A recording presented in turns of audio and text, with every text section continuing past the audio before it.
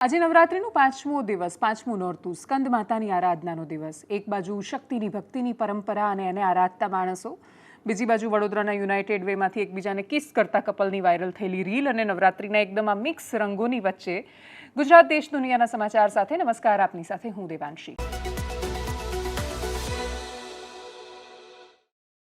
સૌથી પહેલા વાત કરીશું સોનમ વાંગચુકની ધરપકડની.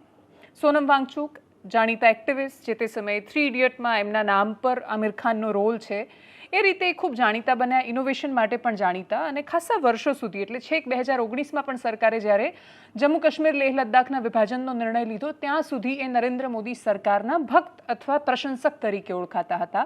એ ખૂબ સમર્થનમાં હતા. એના પછી એવા કયા મુદ્દાઓ થયા જેના કારણે એ સતત વિરોધ કરતા જોવા મળ્યા? દુષ્યંત કુમારની રચના છે कल नुमाइश में मिला वो चिथड़े पहने हुए, मैंने पूछा नाम तो बोला कि हिंदुस्तान है, मुझ में रहते हैं करोड़ों लोग, चुप कैसे रहूं, हर गज़ल अब सल्तनत के नाम एक बयान है. પણ સલ્તનતના સામે લખાતી ગઝલ, શાયરી, અવાજો, ઉઠતા કોઈ પણ અવાજો કે થતા આંદોલનો સરકારો એને એટલી સરળતાથી નથી લઈ શકતી. સરકારો સહન જ નથી કરી શકતી. અને એટલે જ એક આંદોલનના મુદ્દાને એની સાથેની સહમતિ અને અસહમતિ અલગ વિષય છે. અને કોઈ એક વ્યક્તિને આ આંદોલનના કારણે ને આંદોલનમાં થયેલી હિંસા માટે સંપૂર્ણપણે જવાબદાર ઠેરવીને એને સીધો જેલ હવાલે કરીને એના વિદેશી કનેક્શન શોધીને બેસાડીને એને જ દેશદ્રોહી ઘોષિત કરી દેવો એ અલગ વાત છે. આંદોલનોને કચડી શકાય છે, પણ એ મુદ્દાઓને તમે સંપૂર્ણ રીતે ખારીજ નથી કરી શકતા જે તમારી સામે ઊભા થયા હોય છે. એ મુદ્દાઓને તમે સ્વીકારી શકો, અસ્વીકાર એનો કરી શકો, એ સરકારનું દાયિત્વ છે. સરકાર પોતાની રીતે કોઈ પણ નિર્ણય લઈ શકે. આંદોલન જ્યારે હિંસક થાય ત્યારે એના તત્વોને તમારે શોધીને એને જેલ હવાલે કરવા જ પડે. નહીં તો આપણે બાંગ્લાદેશ અને નેપાળ જેવા ઉદાહરણ જોઈ ચૂક્યા છીએ કે જ્યાં ક્રાંતિના નામ પર હિંસા ફેલાવાય અને અતિશય હિંસા થાય, અને માત્ર તમે અમુક યુવાનોના હાથમાં એ રીતે દેશ નથી સોંપી શકતા. અને ભારતની તો આ પરંપરા નથી. આ પ્રકારના આંદોલનો એ ભારતની પરંપરા નથી. પણ એ આંદોલન સાથે જોડાયેલા પ્રત્યેક વ્યક્તિને તમે દેશદ્રોહી સાબિત કરી શકશો. સમય આવે ખબર પડવાની છે. સોનમ વાંગચુકની ધરપકડ થઈ છે. SEC-MOL એમનું જે સંગઠન છે, સ્ટુડન્ટ અને એન્વાયરમેન્ટ માટે મોટાભાગે કામ કરતી આ સંસ્થા, એના પર ફોરેન ફંડિંગના અને લિંકિંગના આરોપ એમના પર લગાવવામાં આવ્યા છે. એમના પર ખૂબ ગંભીર ધારાઓ લગાવવામાં આવી છે. એની પહેલાં જે તે સમયે એમણે પહેલાં આંદોલન કર્યું ત્યારે પણ લદ્દાખ પોલીસે એમના પર રાજદ્રોહનો કેસ દાખલ કર્યો હતો. એ સતત આમરણાંત ઉપવાસ પર બેઠા હતા. એના પછી યુવાનોએ જેન્ઝી નામ આપવામાં આવે છે, પણ એ માત્ર જેન્ઝી નથી હોતા. એ સિવાયના 30 વર્ષના યુવાનો પણ હતા કે જેમણે આહવાન કર્યું કે તમે કાઉન્સિલ બાજુ આવો, અને પછી એ આખું આંદોલન છે એ હિંસામાં ફેરવાયું. ભારતીય જનતા પાર્ટીની ઓફિસ સળગાવી દેવામાં આવી અને વાહનોમાં આગ ચંપી કરાઈ, માણસોના મૃત્યુ થયા, કેટલાય લોકો ઘાયલ થયા. એટલે આંદોલન ખૂબ ગંભીર દિશામાં ગયું. ગંભીર દિશામાં જતાની સાથે જ સોનમ વાંગચુકે પોતાની જવાબદારીમાંથી હાથ ખંખેલી લીધા, પરંતુ એ સાવ પોતાની જવાબદારીમાંથી ભાગી શકે એમ નહોતા. જવાબદારી પ્રત્યેક વ્યક્તિની બનતી હતી જે લોકો આંદોલનને લીડ કરી રહ્યા હતા. અને આંદોલનના નેતૃત્વમાં એમનું નિયંત્રણમાં ક્યાંય ચૂક થાય તો જ હિંસા થતી હોય છે. બાકી શરૂઆતમાં ભેગા થતા માણસોને જો તમે રોકી શકો તો પછી આંદોલનો આ દિશામાં નથી જતા. પણ સરકારે જે એમની સામે આખું આંદોલનને ડિસ્ક્રેડિટ કરવાનું જે ટ્રેન્ડ અપનાવ્યો છે, અથવા જે અત્યાર સુધી સૂત્રોના આધાર પર વોટ્સએપ પર મેસેજ આવતા હતા કે સોનમ વાંગચુકનું તો બાંગ્લાદેશના પ્રધાનમંત્રી રાષ્ટ્રપતિની સાથે કે પછી પાકિસ્તાનના નેતાઓ સાથે, અને છેલ્લે કશું નહીં તો ચાઇના સાથે કનેક્શન છે, એ રીતે એને જે પ્રસ્થાપિત કરવાની કોશિશ થઈ એ આગળ જતાં સાબિત થશે કે કેમ? અને જો એ સાબિત નહીં થાય તો પછી સરકારની વિશ્વસનીયતા પર ખૂબ પ્રશ્નો થવાના છે. હાલ તો જે પ્રતિક્રિયાઓ સામે આવી, કરીએ એના પર નજર. यह अपराध था कि वो लद्दाख के लोगों के लिए वहां एक पूर्ण राज्य की मांग कर रहे थे, और मोदी सरकार ने आज जो काम किया है वो एक हिटलर शाही का उदाहरण है, तानाशाही का उदाहरण है. मैं मानता हूं लोगों के सब्र का बांध टूट गया. लंबे समय तक वो लोग आंदोलन करते रहे और फिर वो आंदोलन एक प्रकार से हिंसा के रास्ते पर चला गया. लेकिन हिंसा के रास्ते को बढ़ावा नहीं दिया सोनम वांगचुक ने. सबसे पहले बाहर निकल के आए, हाथ जोड़कर लोगों से अपील की, शांति की अपील. हिंसा हमारा रास्ता नहीं है उन्होंने कहा, और अपना आमरण अनशन तोड़ दिया. लोगों से अपील की, हमें शांति के रास्ते से अपना अधिकार पाना है.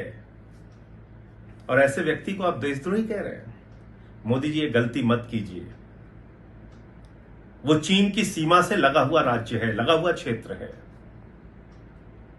और लद्दाख के लोग सच्चे देशभक्त हैं, वो भारत माता के साथ खड़े हैं, भारत के साथ खड़े हैं। लेह लद्दाख कारगिल के लोगों ने हमेशा चीन की घुसपैठ का विरोध किया है, चीन के खिलाफ खुलकर बोले हैं। वो गिरफ्तार किया गया, चलिए अफसोस की बात है, लेकिन जिस तरह मरकज की हुकूमत कल से उनके पीछे पड़ी हुई थी, शायद ये लग ही रहा था कि इस तरह का वो करेंगे। लेकिन अब उन लोगों के साथ कुछ वादे हुए जिस तरह हमारे साथ हुए। अब समझ में नहीं आता मरकज की हुकूमत की क्या मजबूरी है कि वादे करने के बाद वो उन वादों से मुकर जाते हैं। हिल काउंसिल के इलेक्शन से पहले मरकजी एक वजीर ले गए थे क्योंकि वहां लोगों ने इलेक्शन बॉयकॉट करने का फैसला किया था। लोगों को इलेक्शन में लड़वाने के लिए कुछ वादे हुए, लोगों ने बढ़ चढ़ के इलेक्शन में हिस्सा लिया, न सिर्फ हिस्सा लिया बल्कि बीजेपी को कामयाब किया, लेकिन वो वादे वहीं रह गए। હવે વાત સીધા ગુજરાતની રાજનીતિની। એક એવો ઓડિયો વાયરલ થયો કે જે ઓડિયોનો એ સંવાદ, એ કોલ રેકોર્ડિંગનો સંવાદ ખૂબ સામાન્ય હોવા છતાં અસહજ એ હતું કે આ ઓડિયો વાયરલ કેવી રીતે થયો। કેમ કે એ ઓડિયો, એ કોલ રેકોર્ડિંગ જેમનું વાયરલ થયું એ ભારતીય જનતા પાર્ટીના પ્રદેશ અધ્યક્ષ CR પાટીલ અને અમરેલીના ધારાસભ્ય કૌશિક વેકરિયાનું છે। એની અંદરનો જે સંવાદ છે, CR પાટીલને જાણતા માણસોને બહુ સ્વાભાવિક રીતે ખબર છે કે એમને ઓડિયો વાયરલ કરવાની જરૂર નથી કોઈ પણ પ્રકારના પોલિટિક્સમાં, અને એમનો સ્વભાવ પણ નથી। કૌશિક વેકરિયાના પક્ષમાં નથી આ ઓડિયો વાયરલ થાય તો એમનું બહુ સારું આમાં દેખાઈ નથી રહ્યું। અલ્ટિમેટલી કદાચ એમને CR પાટીલની સિમ્પથી મળે એ વિષય અલગ છે, બાકી એ સિવાય એમનો કોઈ ફાયદો નથી આ ઓડિયો વાયરલ થાય એમાં। તો ઓડિયો વાયરલ થયો કેવી રીતે, એનો જવાબ બીજા કોઈને મળે ન મળે, ભારતીય જનતા પાર્ટીના નેતાઓને તો મળી જવાનો છે। સૌથી પહેલા એ વાયરલ ઓડિયો સાંભળીએ। હેલો, રામ રામ। કૌશિક, મેં તને ફોન કર્યો, પછી વોટ્સઅપ કર્યો, તો બી તારો ફોન નહીં આવ્યો। પછી મારામાં તમારો ફોન તો તમારો ફોન આવી જાય છે। હા, પણ મેં ફોન બી કર્યો ને બીજા વોટ્સઅપ બી કર્યો। લીલિયાવાળું તમને મોકલું હતું ને, લીલિયાવાળું મેં સોર્ટ આઉટ કરાવી દીધું, તમે મને જે વોટ્સઅપ કર્યું હતું ને, હા, એને આપણે માહિતી વિસ્તારનું હતું, ચેક કરી અને અધિકારીઓને કે વિશે સોર્ટ આઉટ કરાવી દીધું, આંદોલન બધું બંધ કરાવી દીધું સાહેબ। મને તો કેવું તો છે, મને ખબર પડે કે શું કર્યું છે। હા હા સાહેબ, સોરી સાહેબ, મેં સામે પણ એ લીલિયાવાળું સાહેબ મને વોટ્સઅપ કર્યું તરત, મેં તે દિવસે અધિકારીઓ છે ને, તમારા કિલ્લાના કાંકરા છે ને, આખો કિલ્લો એક સાથે નહીં પડતો, ધીમે ધીમે પડે। હા સર, એટલે તું જો આ રીતે ધ્યાન નહીં આપશે ને તમારા વિસ્તારમાં, એક સમય હતો ને કે તારી ચાપ સારી હતી, ધીમે ધીમે બગડતી જાય છે। ના સર, હું તને કહું છું ને, મારો કોઈ મતલબ નથી, મેં મોટો કર્યો, પણ હવે મને એવું લાગે છે કે તું જો સાચો છે ને તને ડેમેજ થઈ રહ્યું છે। હા ને સાહેબ, સાચવવાનું જોઈએ। પછી જો ઇમેજ નહીં સુધરશે તો તકલીફ પડશે તને। તારા બધા દુશ્મનો તો ઘણા બધા છે જ ત્યાં। આ તો સાહેબ બધા જ છે, ચારે બાજુ જ છે, મોટા નેતાઓ બધા। તું બી તો મને નથી લાગતું કે તું એટલો સક્રિય એટલે ચિંતિત હોય। નહીં સાહેબ, પૂરેપૂરું સક્રિય રહે નહીં આવી જાઓ કે તમને કોઈ એ નથી કરવાનું, એવું નહીં માનો। મંત્રીમંડળનું પોલિટિક્સ પણ ખૂબ ચર્ચામાં છે। મુખ્યમંત્રી ભૂપેન્દ્ર પટેલ અને પ્રદેશ અધ્યક્ષ CR પાટીલ એક પત્રકાર પરિષદને સંબોધી રહ્યા હતા। પત્રકારોએ એમને સવાલ કર્યો મંત્રીમંડળને લઈને, એમણે શું જવાબ આપ્યો એના પર કરીએ નજર। મંત્રીમંડળનું વિસ્તરણ આવું કંઈ થવાનું છે?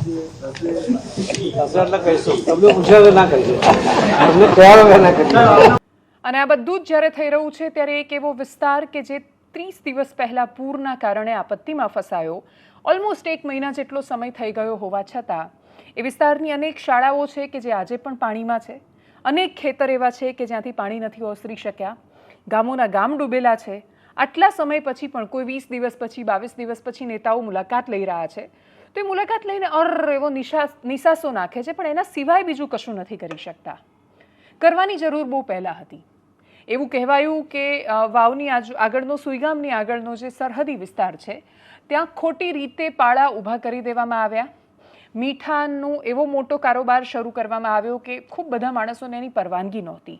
પર્યાવરણની ચિંતા કરતા માણસોએ પહેલાં ચેતવ્યા હતા એમને, ગામવાળા લોકોને પણ ચેતવ્યા હતા, સરકારને પણ ચેતવી હતી, કલેક્ટરને પણ પત્ર લખ્યો હતો, એનજીટીને પણ પત્ર લખ્યો હતો અને દરેક લોકોને અંદેશો હતો કે લુણી નદીના પસાર થવાનો એકમાત્ર રસ્તો છે. જો એ રસ્તો રોકી દેવામાં આવશે, પાણીના કુદરતી પ્રવાહને રોકવામાં આવશે, તો ગામ બાજુથી જે પાણી સીધું રણમાં વહી જાય છે એ રણમાં નહીં વહે અને ઉપરથી એક સમય સુધી રણમાં જશે ને બધું પાછું ધકેલાશે. એ મીઠાવાળું પાણી હશે. મીઠાવાળું પાણી જેના ખેતરોમાં ફરી વળ્યું એ ખેડૂતો બરબાદ થયેલા છે.